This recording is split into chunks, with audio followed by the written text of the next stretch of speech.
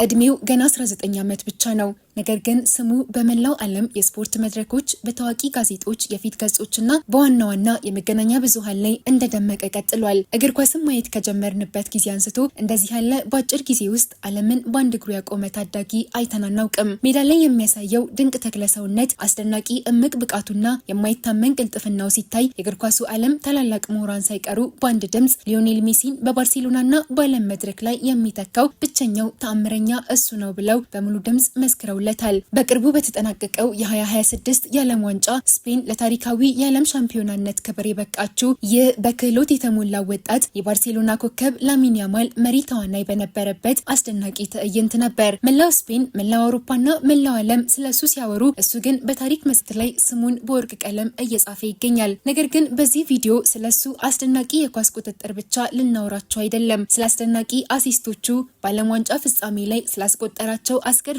ግቦች ወይም ስለ እግር ኳስ ስልቶቹን ማናነሳም። ከስታዲየም ጀርባ በሶሻል ሚዲያ መንደሮች ውስጥ ሰሞኑን የብዙዎችን ቀልብ እየሳቡ ስላሉት የተደበቁ ግራ የሚያጋቡና እጅግ አስገራሚ በሚስጥር የተሸፈኑ የህይወት ገጾቹን በጥልቀት እንፈትሻለን። በዚህ ቪዲዮ በዓለም ዙሪያ ዋነኛ መነጋገሪያ የሆኑትን የላሚን ያማልን የፍቅር ህይወት ውዝግቦች፣ ስለቀደሙት ፍቅረኞቹ፣ ስለ ወንድሙ፣ ስለ አስገራሚውና በችግር ውስጥ ስለኖረው ድሃ ቤተሰቡ እንዲሁም እስካሁንም ድረስ ብዙዎች የማያውቁትን የእውነተኛ ህይወት ታሪኩን በጥንቃቄ አጣርተን በሰፊው ይዘንላችሁ ቀርበናል። ሰብስክራይብ እያደረጋችሁ አብራችሁን ቆዩ። ስፔን የአርጀንቲናን ብሔራዊ ቡድን አሸንፋ የዓለም ዋንጫውን በደስታ ባነሳችበት በዚያ ታሪካዊ ምሽት በኒውዮርክ ስታዲየም ውስጥ የብዙዎችን አይን የሳበችውና ከላሚን ያማል ጎን ሆና ስትደባበሰው የነበረችው አዲሷ የላሚን ያማል ፍቅረኛ ኢኔስ ጋርሲያ ትባላለች። ኢኔስ ጋርሲያ የ21 ዓመት ስፔናዊት የቲክቶክ እና የኢንስታግራም ሞዴል እንዲሁም ተጽዕኖ ፈጣሪ ናት። በጣም ቆንጆ፣ ማራኪና በሰዎች ዘንድ በቀላሉ የምትወደደው ይህቺ ወጣት ከያማል ጋር ይፋዊ ፍቅር ከመጀመሯ በፊት ግን በስፔን ሚዲያዎች ዘንድ ትልቅ ውዝግብ አስነስታ ነበር። በሶሻል ሚዲያ ላይ በሰፊው የተሰራጨውና ታዋቂ የስፔን ጋዜጦች ሳይቀሩ የዘገቡት ወሬ እጅግ አስገራሚ ነው። ኢኔስ ጋርሲያ ከያማል ጋር ለመሆን ስትል ብቻ አብሯት የነበረውን የልጅነት ጊዜዋን አብራው ያሳለፈችውንና ማንኛውንም ችግር አብሯት የተጋፈጠውን የልጅነት ፍቅረኛዋን በአንድ ጀንበር ጥላው ሄዳለች የሚል ነው። ይህ ትልቅ የስም ማጥፋትና የትችት ማዕበል የጀመረው ያማል በዩሮ 2024 ማግስት በኢንስታግራም በኩል አጭር ሰላምታና የጉዞ ግብዣ ከላከላት በኋላ እንደሆነ ይነገራል። ይህ የኢንስታግራም የዲኤም መልእክት ግን የአንድን ወጣት ልብ የሰበረ፣ ሌላኛውን ደግሞ በሚሊዮን በሚቆጠሩ ሰዎች ዘንድ የትችት ሰለባ ያደረገ ክስተት ሆኖ ተመዝግቧል። ይህ ወሬ ታዲያ ወጣቷ ሞዴል በብዙሃኑ ዘንድ ጎልድ ዲገር ወይም ጥቅም ፈላጊ የሚል የክስ ስም እንዲለጠፍባት አድርጓል። ብዙዎች ያማልን የቀረበችው ለእውነተኛ ፍቅር ሳይሆን በስኬቱ ማግስት ያገኘውን ተደራሽነት፣ $1,000,000 የባንክ አካውንቱንና የአውሮፓን ታዋቂነት ተገን አድርጋ የራሷን ዝና ለመገንባት ነው በማለት በጽኑ ይከራከራሉ። ነገር ግን የብዙዎችን አፍ ያስከፈተው ትልቁ ቦምብ የፈነዳው ሰሞኑን ነው። ኢኔስ ጋርሲያ ለላሚን ያማል አርግዛለታለች። ያማል ገና በ19 ዓመቱ አባት ሊሆን ነው የሚለው ያልተረጋገጠ ዜና በፌስቡክ፣ በዩቲዩብ እና በኤክስ ወይም ትዊተር ገጾች ላይ እንደ ሰደድ እሳት ተሰራጨ።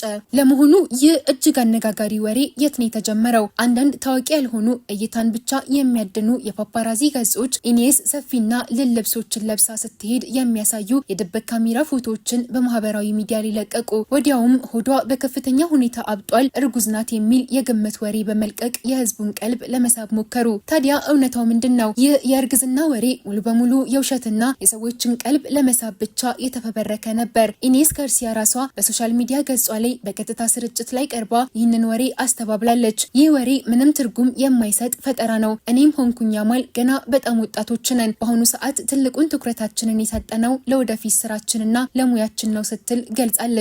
የበለጠ ተመልካቹን ግራ ያጋባውና ቀልቡን የሳበው ደግሞ በዓለም ዋንጫ የድል ማክበሪያ መድረክ ላይ ያማል ኢኔስ ጋርሲያን ችላ ብሏት ወደ ሌላ ሰው ሲሮጥ የሚያሳይ ቪዲዮ ቫይራል መውጣቱ ነበር። በቪዲዮ ላይ ኢኔስ እጆቿን ዘርግታ በደስታ ልታቅፈው ስትሞክር፣ ያማል ግን አይኑን ወደ ሌላ አቅጣጫ አድርጎ ሲሮጥ በግልጽ ይታያል። ያማል ሜዳ ላይ ፍቅረኛውን ትቶ የሮጠለት ያ ህፃን ልጅ ታናሽ ወንድሙ ኬይን ያማል ነው። ኬይን በአሁኑ ሰዓት ገና የ3 ዓመት ህፃን ሲሆን በዓለም እግር ኳስ ውስጥ ካሉ ታዋቂ ተጫዋቾች ቤተሰቦች መካከል ተወዳጅ የቪዲዮ ኮከብ ለመሆን በቅቷል። ያማል ስለ ወንድሙ ሲናገር እሱ ለኔ ታናሽ ወንድሜ ብቻ አይደለም፣ ልክ እንደ ራሴ ልጅ አድርጌ ነው ማየው። በህይወቴ ውስጥ እሱን የማጣበትን ቀን ማሰብ እንኳን አልፈልግም ይላል። ለመሆኑ ይህ ታላቅ ፍቅርና ቁርኝት ከየት የመጣ ነው? ላሚን ያማል በአንድ ወቅት ለጋዜጠኞች በሰጠው ልብ የሚነካ መግለጫ ላይ እንዲህ ብሎ ነበር። ታናሽ ወንድሜ እኔ በልጅነቴ ያጣሁትንና ያላገኘሁትን ደስተኛ የልጅነት ጊዜ ያማረ መጫወቻና የተሟላ ህይወት አሁን ላይ ሲያሳልፍ ስመለከት ከምንም በላይ ውስጤ በደስታ ይሞላል። እኔ ያላገኘሁትን ደስታ እሱ እንዲያገኝ ማንኛውንም ዋጋ ለመክፈል ዝግጁ ነኝ። ይህ ንግግር ያማል ለወንድሙ ምን ያክል አሳቢ መሆኑን በተግባር ያሳየ ነው። ኬይን በየሜዳው የወንድሙን 19 ቁጥር ወይም 10 ቁጥር ማሊያዎች እየለበሰ ወንድሙን ሲደግፍና ከባርሴሎና ተጫዋቾች ልጆች ጋር ሜዳ ላይ ሲንከባለል ማየት አሁን ላይ የተለመደ ትዕይንት ሆኗል። በኢንስታግራም እና በቲክቶክ ላይ የኬይንና የላሚን ዳንስ ቪዲዮዎች በሚሊዮን የሚቆጠሩ እይታዎችን እያፈሱ ይገኛሉ። ብዙ የባርሴሎና ደጋፊዎች ይህ ህፃን የወደፊቱ የባርሴሎና ኮከብ ነው እያሉ በቀልድ መልክ ይናገራሉ። ነገር ግን ይህ ጠንካራ የወንድማማችነት ፍቅር ዝም ብሎ በአንድ ጀንበር የመጣ አይደለም። ያማል ካለፈበት አስቸጋሪ ጨለማና መራራ የልጅነት ህይወት የመነጨ ነው። ዛሬ በሚሊዮን ዶላር የሚቆጠር የቅንጦት ህይወት ውስጥ የሚኖረው በፓሪስና በባርሴሎና ውድ መኪናዎችን እየነዳ በቪአይፒ የሚያልፈው ያማል ህይወቱ እንዲህ አልነበረም። ያማል የተወለደው ከሞሮካዊ ስደተኛ አባቱ ሙኒር ናስራዊና ከኢኳቶሪያል ጊኒ ተወላጇ እናቱ ሺላ ኢባና ነበር። ወላጆቹ ያማልን በወለዱበት ወቅት እድሜያቸው እጅግ በጣም ወጣት ነበር። እናቱ ሺላ ያማልን ስትወልድ ገና የ16 ዓመት ታዳጊ ነበረች። አባቱም ቢሆን ከሷ ብዙም የማይበልጥ ወጣት ነበር። ህይወት ግን በባዕድ ሀገር ስደት ላይ ለነበሩት ወጣቶች ፈገግ አላለችላቸውም። ኑሮ አልቀናቸውም። ያማል እድሜው ገና 3 ዓመት ሲሞላው ወላጆቹ በከፍተኛ የኢኮኖሚ ችግርና በተለያዩ አለመግባባቶች ምክንያት ትዳራቸውን ማቆየት አቅቷቸው በይፋ ተለያዩ። ይህ መለያየት ደግሞ በታዳጊው ያማል ልብ ላይ የመጀመሪያውን ትልቅ ጠባሳ ጥሎ አለፈ። ያማል ያደገው ፎካፎንዳ በሚባለው በካታሎኒያ ግዛት ውስጥ እጅግ በጣም ድሃ፣ በወንጀል በህዝብ ዝውውርና በስደተኞች በተጨናነቀ ሰፈር ውስጥ ነው። ያማል ራሱ በቅርብ ለአውሮፓ ሚዲያዎች በሰጠው ግልጽ ቃለ መጠይቅ ያንን መራራ ጊዜ እንዲህ ሲል አስታውሶታል። ኩሽናው፣ ሳሎኑና መኝታ ቤቱ በአንድ ጠባብ ክፍል ውስጥ በሆነ ቤት ውስጥ ነው ያደግነው። አንዳንዴ በጠረጴዛችን ላይ የምንበላው የዕለት ምግብ እንኳን የማይኖርበት አስቸጋሪ ቀናት ነበሩ። በዚያ ጨለማ ወቅት እናቱ ሺላ ኢባና በባቡር ጣቢያ ውስጥ በጽዳት ሰራተኝነት ሌት ተቀን እየለፋች ነበር። ያገኘችውን ጥሬ ገንዘብ ለልጇ የባቡር ትኬት እየቆረጠች ወደ ባርሴሎና ታዋቂው ላማሲያ የኳስ ስልጠና አካዳሚ የምታደርሰው። አባቱ ሙኒርም ቢሆን በስደት ሀገር የሚገኘውን ማንኛውንም የቀን ስራ ሳይንቅ የቀለም ቅብና የግንባታ ስራዎችን እየሰራ ልጁን ከተስፋ መቁረጥ ይታደገው ነበር። ያማል ዛሬ በሚሊዮን የሚቆጠር ሀብት ላይ ቢቀመጥም ያደገበትን ያንን ድሃ ማህበረሰብና አብረውት የተራቡትን ጓደኞቹን ግን መቼም እንደማይረሳ በተግባር አሳይቷል። በሜዳ ላይ አስደናቂ ጎሎችን በሚያስቆጥርበት ጊዜ ሁሉ በሁለቱ እጆቹ ጣቶች 304 የሚል ምልክት ለካሜራዎች ያሳያል። ይህ ቁጥር እርሱ ያደገበት የፎካፎንዳ ሰፈር የፖስታ መለያ ኮድ የመጨረሻዎቹ 3 አሃዞች ናቸው። ያማል ዛሬም ቢሆን የልጅነት ትዝታ ወዳለበት ሰፈር እየተመላለሰ ለህፃናት ዘመናዊ መጫወቻ ሜዳዎችን በመገንባት ለድሃ ቤተሰቦች ቀለብ በመስጠትና ከፍተኛ ገንዘብ በመለገስ ይታወቃል። አሁን ላይ ግን የያማል ቤተሰብ ታሪክ ፍጹም ሌላ መልክና አቅጣጫ ይዟል። የያማል ወላጆች ከተለያዩ በኋላ እናቱ ሺላ ሌላ አዲስ ትዳር መስርታ ነው የታሪካችን ሁለተኛ ተዋናይ የሆነውን ታናሽ ወንድሙን ኬይንን የወለደችው። በሌላ በኩል ደግሞ የያማል አባት ሙኒር ናስራዊ ሰሞኑን ከአንዲት ወጣት ስፔናዊት ጋር መሆኑንና በቅርቡ እጅግ ድንቅ ሰርግ እንደሚያደርጉ ይፋ አድርጓል። ታዲያ ይህ የሰርግ ዜና ለምን በዓለም ዙሪያ የሰዎችን ትኩረት በከፍተኛ ሁኔታ ሳበ? ለምንስ በሚዲያዎች ዘንድ መነጋገሪያ ሆነ? ምክንያቱም ይህቺ የአባቱ እጮኛ ከላሚን ያማል የምትበልጠው በ4 ዓመት ብቻ በመሆኑ ነው። ያማል በአሁኑ ሰዓት የ19 ዓመት ወጣት ሲሆን የአባቱ እጮኛ ደግሞ ገና የ23 ዓመት ወጣት ናት። ይህ ክስተት በስፔን ማህበራዊ ሚዲያና በታብሎይድ ጋዜጦች ላይ አባቱ የልጁን አስደናቂ ዝናና ሀብቱን ተጠቅሞ የልጁ ኩያ የሆነች ወጣት ሴት አጠመደ የሚሉ ከባድ ትችቶችንና ሀሜቶችን አስነስቷል። ያማል ግን ለአባቱ ያለውን ፍቅርና ክብር አልቀነሰም። በአባቱ ውሳኔ ጣልቃ ባለመግባት የራሱን የበሰለ ስብዕናም በተግባር አሳይቷል። ላሚን ያማል ገና በ19 ዓመቱ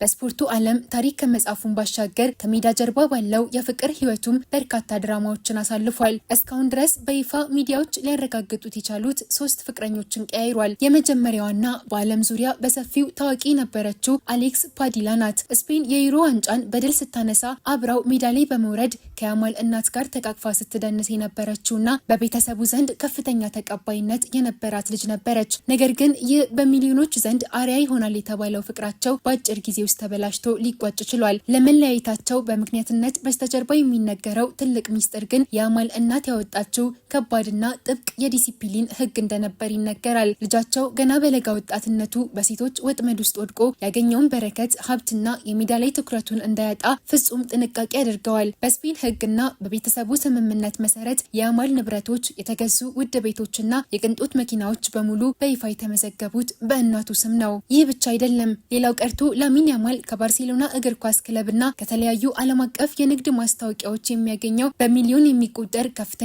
ወርሃዊ ደሞዙ በቀጥታ ገቢ የሚደረገው ወደ እናቱ የግል ባንክ አካውንት ነው። ያማል ለዕለት ተዕለት ወጪው የሚሆነውን የተወሰነ ወርሃዊ የኪስ ገንዘብ ብቻ ነው ከእናቱ እጅ የሚቀበለው። ይህ እጅግ ጥብቅ የሆነ የቁጥጥር ህግ ታዲያ ለቀድሞ ፍቅረኛው አሌክስ ፓዲላ ፍጹም አልተመቻትም። የራስህን የድካም ዋጋ ገንዘብ በራስህ እጅ ማዘዝና የፈለግከውን ማድረግ አለብህ በሚል ከያማል ጋር በግል ክፍላቸው ውስጥ በተደጋጋሚ ከባድ ጭቅጭቆችን ታስነሳ ነበር። ያማል ግን ለእናቱ ካለው ጥልቅ ክብርና ፍቅር የተነሳ የቤተሰቡን ህግ ቅንጣት ታክል ለመቀየር ፈቃደኛ አልሆነም። በአንድ በኩል በእናቱ ጥብቅ ህግ፣ በሌላ በኩል ደግሞ በአሌክስ ፍላጎት መካከል መላተም ጀመረ። በመጨረሻም ይህ ግንኙነታቸው እየሻከረ በሄደበት ወቅት አሌክስ ፓዲላ በቲክቶክ የቀጥታ ስርጭት ቪዲዮ ላይ የሌላ ወንድ ጭን ላይ ተቀምጣ በአጋጣሚ በምትታይበት አወዛጋቢ ምስል ምክንያት ያማል ሳያቅማማ ሙሉ በሙሉ ከህይወቱና ከማህበራዊ ገጾቹ አውጥቷታል። ከአሌክስ ፓዲላ ጋር በከባድ ጸብ ከተለያዩ በኋላም ያማል ስሜቱን ለመቀየር ኒኪ ኒኮል ከተባለችውና ከሱ በእድሜ በብዙ ዓመታት ከምትበልጠው ታዋቂ